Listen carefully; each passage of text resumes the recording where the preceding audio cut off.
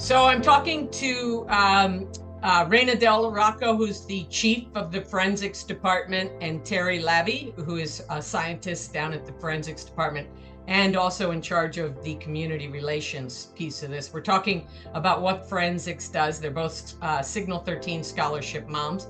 And so tell me, from start to finish. So Rana, you get evidence and you go to a scene, sometimes you don't, but what's the kind of the beginning and the ending process?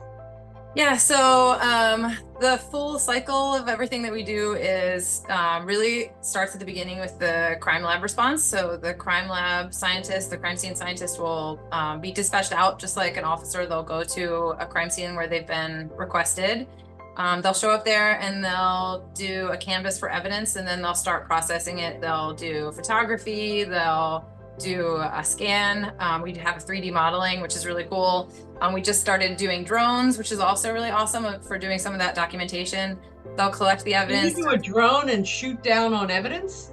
Yeah, the drone can take overall photos and then can take really great high resolution photos from an aerial view. So it helps kind of make the full picture. So you can kind of see the whole entire area. That helps a lot with scenes where someone has run from a distance away, or they're moving in a car from a distance away. We can scan the whole entire area.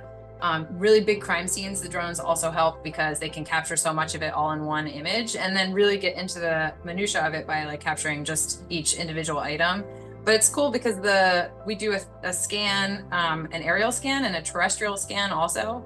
And like on the ground, we have a 3D scanner that will basically create a point cloud model of the scene. So we can pretty much in a virtual space go back to the crime scene at any time and it'll look exactly the same. It'll have all of the pinpoint data that's there, and you can kind of walk through it and see everything as if you were actually there, but just in a virtual reality kind of situation. They'll dust for prints, they'll collect the evidence, and then it comes back into the lab where they submit it to evidence management. That's also part of our division. The evidence management folks will basically continue with the chain of custody. They'll warehouse the item, they'll manage it until it's needed for analysis, back and forth from the lab, back and forth from court, also with the officers if they need it for anything. And then if there's anything that needs to go back, they're the ones who also will return it back to citizens. So sometimes stuff is seized on scene that isn't evidence, like house keys, for example. We coordinate with the citizen to get their items back. And then in the lab, the detective, or sometimes in-house, will make our own requests. A lot of stuff is automatic.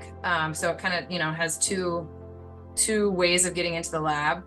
The evidence management folks will work with the lab to coordinate having the transfers up to the labs. And then depending on what type of analysis it is, it gets analyzed in the lab. So we will develop latent prints and then examine those latent prints. We will test fire weapons. We will do NIBIN entries and firearms comparisons.